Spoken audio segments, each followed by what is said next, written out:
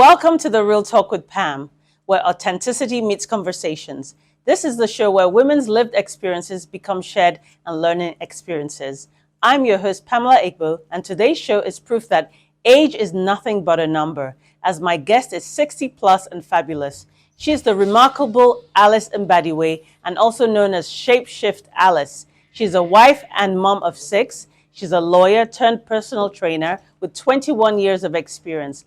Alice is a trailblazing force in the fitness industry.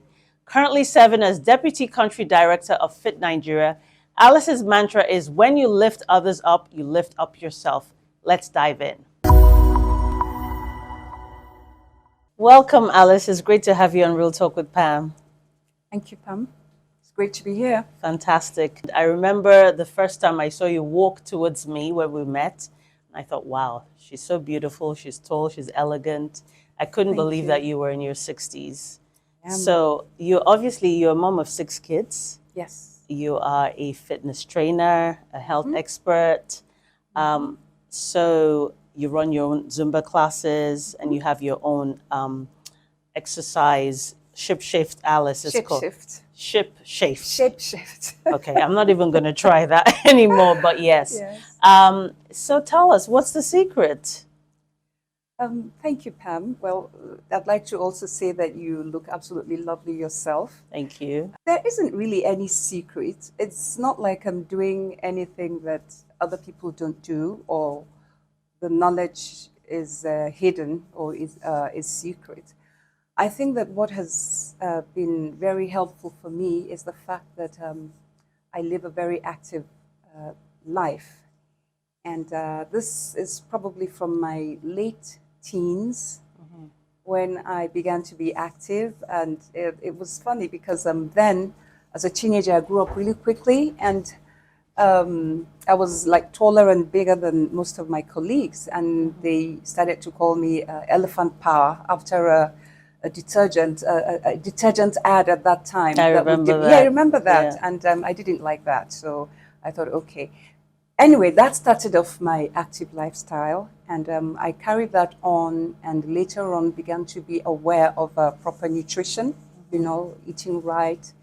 And along the lines, things coming, lifting weights, came in. I began to enjoy to do that, trying to take care of my skin, self-care, and trying to manage my stress levels. And I think that discipline has helped me all through my life, because I just want to try and be the best version of myself that I can be at any age. I have to do it for myself. Amazing. No one else can do it for you. So it's not a secret as such. It's just, I guess, a discipline. Sure. But having 6 kids, how were you able to manage that? Because obviously that's challenging, to maintain that discipline with 6 kids. Presumably, I don't know what age gap they were, whether they're near each other, but what kept you motivated even after that to keep going? And what actually made you become a personal trainer? Okay, so a couple of things. One was my husband teased me after we got married, and he said to me, I'm sure you're one of those women that will get fat and lazy when you start to have kids and stuff like that. And that stung, and I was like, no, that's not gonna, I didn't say, but I made up my mind that it wasn't going to be that way. But then in terms of the fitness aspect and, exercising, it was important to me. And so I tried to make it clear to my family that, look, you're gonna get the best of mommy if you allow mommy time to do this and that. So I did try. As soon as I had my babies, I would try to, do my best to get back into shape, create time. But, just try and find like a balance, because there are things that you can do even with your babies and children around. And I think that my family was supportive in that regard, so they understood that mommy needed to do that. So Sure. I think just creating that awareness that, look, just let me do this and all will be well. Sure. And when did you decide that it would become not just a hobby or lifestyle for you, but something that you could earn an income from? Okay, so there's a little story there, and I'm a lawyer. I studied law. At some point, my husband was posted out of the country as an ambassador, and so I had to relocate. I relocated to the UK with the kids then, and it was busy. I needed to work, and so I couldn't do a full-time job. And I thought about something that would afford me flexible hours at the time, and I thought, why not fitness? It was already something that I had a passion for. So I went ahead, took some courses, got my diploma, and then, never looked back. That was how that fitness aspect started. Yes. Amazing. So I'm thinking about, the sacrifices we make as moms. Yes. I only have the one child, but I remember when my daughter was born, I was just going through a divorce as well, not long after she was born. Yes. And I had to make some sacrifices so that I could be there for her. I decided to sort of stop working full-time, take a part-time job because I wanted to be there for her. Yes. So I can't imagine what sacrifices you have made to be able to bring up your 6 kids, particularly because you said your husband was an ambassador. That's busy as well. So Yes. what sacrifices did you make as a mom of 6 kids? What intentional sacrifices did you make? Yes. So I think that one of them was actually leaving the country at the time when I did, because I didn't have to. Right. But I kept being told, well, you have this opportunity. Maybe it's a good thing for the kids to go abroad and study, and so on and so forth.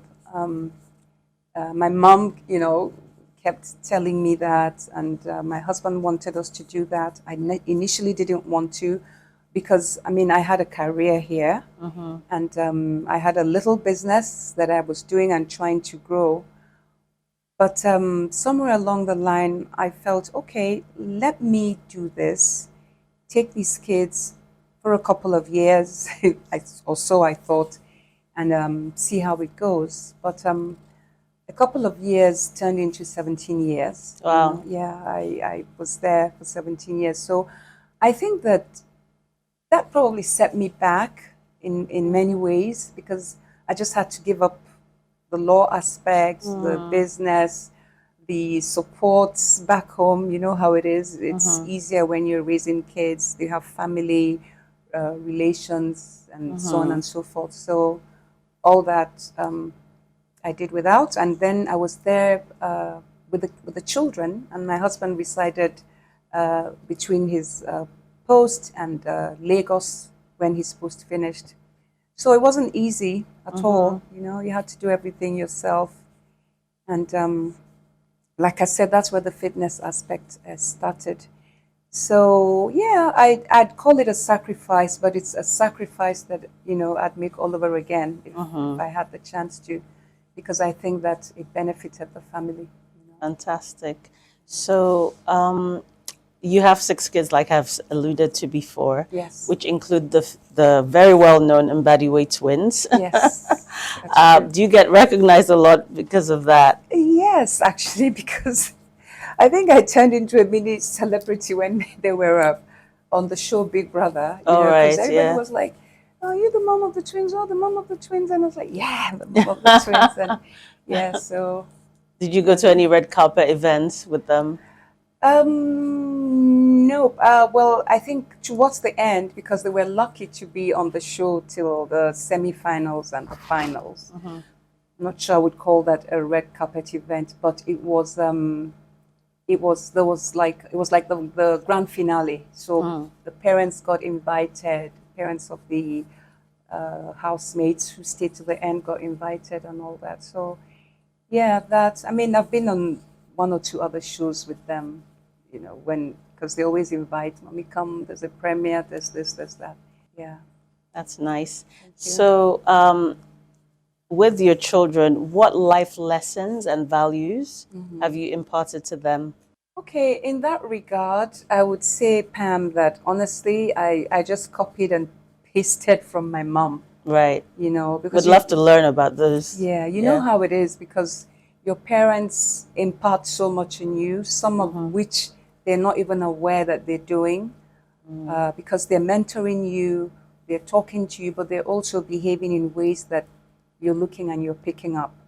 So the things that I stress with my children, I mean, they're pretty much adults now, but when I was raising them, was I always used to tell them, I think, first of all, that the foundation is your belief in God, your fear of God, and your trust in God, because that would make a difference to how you live your life. I feel that integrity is very important, and I always used to say to them, integrity, integrity. If you say you're going to do something, for heaven's sake, do that, right? Be that person that can be trusted, you know, that other people can rely on. And another thing that was very important to me was humility.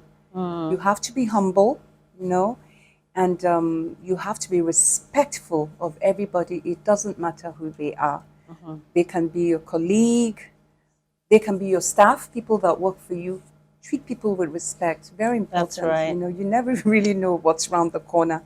So those were those were things that I tried to sort of ingrain, you know, in them to the best of my ability. Great. And how have they done? Well, not badly. You know, life isn't perfect. People aren't perfect. But I do know that the day they turn around and they don't see mommy, they will remember that mommy did say this and mommy did say that.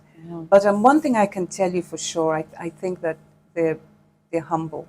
That's you know? good. And they get along with people. You know, they're good children, even if I say so myself. Going by meeting Yasmin, I can say yes, you've done a great job. Yes, Yasmin, that was typical of Yasmin. Thank you. That's great. So I'm curious to know, like, you know, I have a Gen Z. She's 18. Yes. And I often think about my growing up and seeing how very different it is now for children. Yes. They have much more exposure than we ever did. That's sometimes good, but sometimes not so good, because they have all this information around them that I feel like sometimes is a bit too much for children to sort of know how to pilot that information responsibly. Okay. When you think about our generation or your generation and the kids today and what they're exposed to, do you have any thoughts on that, and, you know, how the world is going right now in terms of bringing up children? Yes, I have a lot of thoughts on that, but there's not really too much that one can do, because the reality is that it's very different, you know, and sometimes I marvel. And as time has gone on, I even have relaxed a little bit, because it can become quite stressful trying to make somebody see things your way when, first of all, it's not their background, first of all, you know, it's not what they're exposed to. They're out there, they're seeing all these things on TV, they're watching all these things and meeting all these people. And so they already have like a mindset.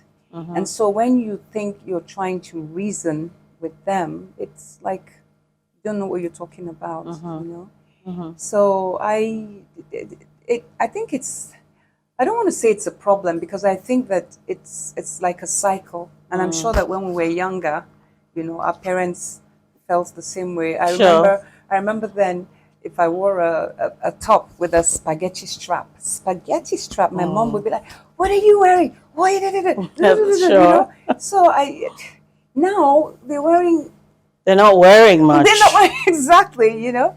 And so sometimes I say to my daughter, "Don't you think maybe if it was a little bit longer?" And she'll totally ignore that part and ask me about, do you think the colors match? You know what I mean? So, yeah, but I mean, we can only keep trying. The important thing is, you know, who are you, you know, who you are, and, you know, how you turn out. And then hopefully with time, some of these things will hopefully fall away. But I think that also it's very important to keep making our children realize that they should maybe live their lives according to, I'm Christian, you know, so I encourage them according to your Christian precepts, because if you have that ingrained in you, I think it will help you to be able to sometimes discern when something is going too far or has gone too far, and then hopefully pull back and try to do the right thing, because one day you're going to be a parent yourself. That's it. What are you going to teach them? Exactly. I often say that, you know, the battle for our children is won on your knees. You have to pray. You have to pray, because I think for me, having a Gen Z, like you said, it's so different. The way they think is so different. You know, growing up, we used to definitely see things in sort of black and white. Now there are all kinds of shades of everything. You know, and you know, speaking to my daughter and sometimes having to have a conversation with her, I want to understand how they think. Sometimes it just goes over my head. I'm like, I don't get it. Yeah. But they don't see life the way we see it all. Especially, you know, now that there is so much, how do I put it? There's so much tolerance for things that are not necessarily right. You know what I mean? Yes. So I can definitely relate to what you're saying. Definitely. So I always say, yeah, the battle is won on our knees. As a Christian mother, I pray a lot. That's the way to go. You're right, Pam. Totally. Just pray and hope for the best. Absolutely. Absolutely. So we'll take a quick break right now. We'll come back and continue with Alice when we get back. Welcome back to Real Talk with Pam. We've been having a wonderful conversation with Alice, and she's been telling us all about her life experiences. So Alice, can you think of a significant experience in your life that has shaped you? Yes, there's several. After all, I'm in my 60s, so that's quite an amount of time. But I think I remember one that was particularly pivotal and happened in my 30s. So that's a while ago. And I became unwell. You know, I became unwell for a period, and I struggled because it was something that it took a lot out of me, and the illness was such that I ended up having panic attacks and things like that, and I was all over the place. And so what it did, it made a lot of difference, because that experience helped to make me a stronger person, you know, more resilient, in the sense that because I was so perplexed and so confused and so frightened about what I was going through, I turned to God, you know, because I felt that was my only help. You know, I would imagine that Jesus was in front of me, and I would imagine I was holding on to his garment, and I would say, I'm not going to let you go. I'm not going to, you're going to have to bring me out of this and all that. So that strengthened my my prayer life. And then the other thing that it did was that because of the panic attacks and things like that, if you've had a panic attack, you know how frightening that can be. I began to research and read and study and try to find out how I could help myself, you know, to come out of that, because then I had to be on medication to sleep, medication to, you know, just to be calm. I was even told, oh, you're not going to have any more children, this, that. Anyway, I started to read and discover. I learned how to do deep breathing. I learned about supplements. And I began to do yoga more seriously. And then with time, I was able to get control, you know, of myself and kind of come out of it. So that made a lot of difference, because there are many challenges that I've had in life that probably, if I didn't have that experience, you know, I may not have been able to deal with, you know. So, yeah, sometimes when bad things happen to you, that can turn into a strength, you know. So that's one of the things I would say that shaped you. Yes. When you look back on that experience, have you found out the root cause of it? Like, you know, was it stress of just, you know, trying to manage 6 kids? What was it that caused you to have that time of having panic attacks? And I think it was a combination of things, you know. This was in my 30s, right? So there were a lot of things coming at me. You know, I'd lost my parents-in-law, and we were struggling to, you know, my husband went into politics, and, you know, all sorts of things were happening, and I was trying to cope. And because of my nature, I wanted everything to be perfect. You know, it just had to be done right. And so I think that probably maybe I imploded. So I think the anxiety and the stress, you know, kind of got to me, you know. Sure. But then the good thing about that is that I try not to let that happen anymore, you know, because you can be anxious and tense, and it'll affect you physically, and you may not even know what's going on. You know? So it taught me how to learn to just relax, you know, relax about it, do what you can, and if you can't, then so be it. You know? Sure, exactly. Yeah. And I think with women especially, I think that maybe being in your 60s, the narrative at the time was, you know, you have to be strong. Yes. You have to suck it up and just move on. Yeah. And I'm glad to see that slowly it's changing, where it's okay to not be okay. It's okay Absolutely. to, you know, have off days or feel stressed, or but have a support system around you and have a plan to get out of that. Absolutely. You know, Yes, absolutely, Pam. yeah. Absolutely. Great. So, you know, I know you're big in supporting women. I find that in Nigeria, it can be a society where people are still quite competitive. You know, there's nothing wrong with being competitive as long as it's healthy. It's healthy, yes. Yeah, but I think that how can women? What would you say to women to support each other in a positive way without being catty or competitive in a negative way? Yeah. You know, Pam, you're so right about this. And after having been away for a period and coming back here, I became aware of this, you know, this competitiveness. And I think that it should start with our mindset. And that is us as women understanding that everybody can have a piece of the pie, you know. Exactly. It will go round. We're all very different. We're all unique in our own ways. We all come to the table with different gifts. So we don't need to be overly competitive. Like you said, a bit of competition is okay because it's healthy and it can encourage you to do better. So I think that women need to change their mindset about how they relate to other women, just understanding that we're all to a degree the same and that we should support each other. I think that if we learn how to collaborate with each other in different ways, so if somebody is doing something better than you, right, you don't need to be envious. You can collab so that you can come together and make the most of, you know, whatever it is. We should also learn how to be happy for, you know, other women and share in their successes, you know. And then we should also learn how to form like genuine, real friendships, because when you become like true friends, you can share your experiences, and with those experiences, you can actually help somebody to be stronger or maybe learn how to cope in their own situation. Exactly. You know? So I think it's a matter of minds meeting and us trying to really be genuine about helping each other.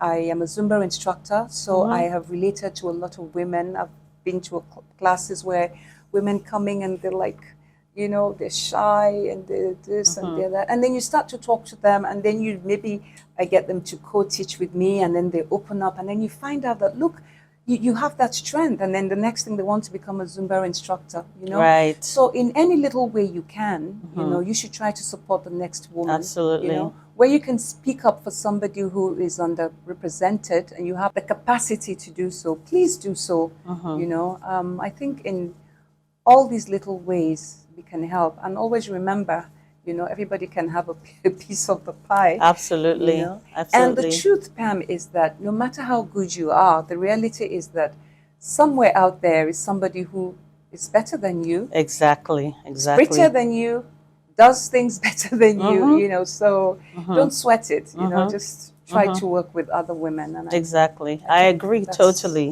Totally. I feel so strongly about that point you just made.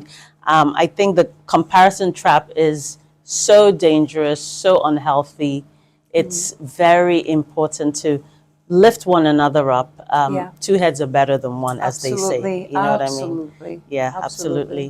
So Alice, you got married at 25, right? The traditional wedding was 24, and then the wedding 25. So what do you think about, you know, just the current generation, and did that help you getting married early, or because we're seeing women get married later and later now, and some not really getting married at all? Not that there's anything wrong with that per se, but did it help you being a young bride, so to speak?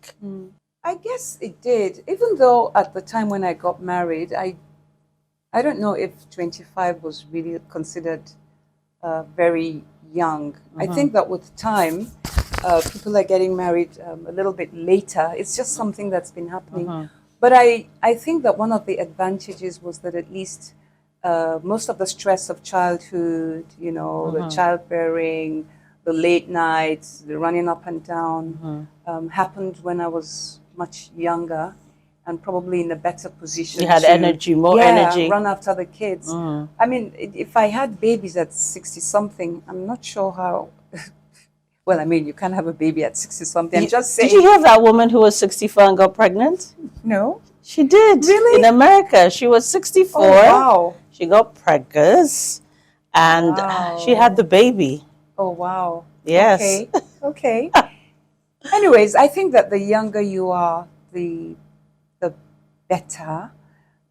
You're probably also kind of more impressionable, you know, in you adapt. You adapt more easily, I feel, rather than when you're older, you already have a mindset as, you know, how you want things to be, how you want your life to be, and so on and so forth.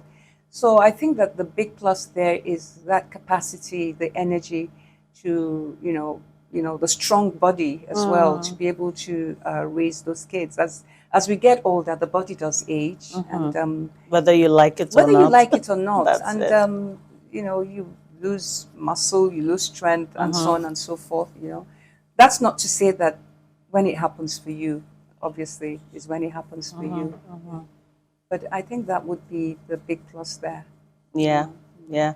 What would you say to women today in terms of looking for, what should women be looking for in a relationship?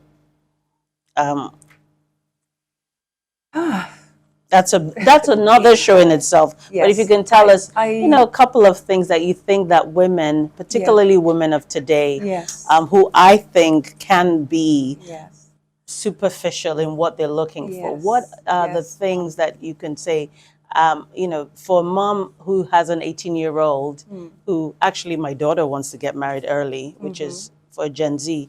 I'm not sure whether that's because she wants to be a kept woman or she believes in the sanctity of marriage. But yeah, what would you say to help women out there who are young and looking for a relationship to settle down? What should they be looking for? Well, I think that for me, I would say be on the lookout for someone who's God-fearing. For me, that is actually numero uno, because if a man is God-fearing, there's certain things, and you know, there's certain things he won't do. You know what I mean? That's it. And he would obviously try to be a good Christian, and so you get yourself a nice Christian husband, somebody who's willing, ready to work with you, you know, and who you're ready to work with, somebody who will treat you well. You know, I think that's the most important thing. It's not about looks, because if you're marrying for looks and you're marrying for money, anything can happen down the line. You know, marriage is like a package. And you walk in there and then you unwrap your package. You could marry a rich man and he has so much money, he wants to take another 10 wives. You know, are you going to be able to deal with that? Or you marry him, he's rich, but he's abusive. That's it, yeah. Or, you know, all sorts of scenarios could play up. You're going into marriage, I presume, because you want to be married happily ever after. So what are those factors that are going to allow that to happen? You need a man who's kind, who's a good person and will look after you and your children and your family. That's it. And I always say to people, figure out what is your deal breaker, because you have to have deal breakers. Yes. What are the things that you say? Yeah, my mom always used to say, if you find a man, nobody's perfect, like you said. True. You find a guy who has 80% of what you want. Yeah. And then you have to just learn to compromise. But you have to have your deal breakers. Like for you, your deal breakers, he has to be a God-fearing man. He has to be a God-fearing man. And don't think he's going to change after you get married. No, it doesn't happen like that. Right. I mean, people can change. I mean, for all sorts of reasons. And also never forget that you're not perfect yourself. That's it. So, like you said, if you find the 80%, you try and work with it. If you find a man, like I said, who's God-fearing and understanding and is ready to work with you, then you can see how to, manage yourselves, learn each other's, respect each other, learn each other's behavior, and, just do your best to contain yourselves, Thank you for that nugget. Thank you. No problem, Pam. Finally, last but not the least, what are you grateful for? Oh, I'm glad you asked me that. And gosh, I could go on and on. Pam, I'm grateful for a lot of things in my life. I think that the first one is I'm grateful that I have faith in God. That is so important because that has helped me to face a lot of challenges in my life. So I thank God that I have that. I'm grateful for my parents because I had an amazing childhood. So I'm so grateful that my parents gave me that kind of childhood because they were fantastic parents. My dad died early. He died at 52, but he was a very hands-on father. We had adventures together. We had all sorts of, things going on. My mom was the type that was always organizing picnics, bringing everybody together and all that. So I did have an amazing childhood, and I thank God for that. I'm grateful for my family, my immediate family, my children, wonderful, all of them. My husband, supportive. I'm thankful for that. Amazing in-laws, I always used to say. That's a big one, yeah. Yes, they are.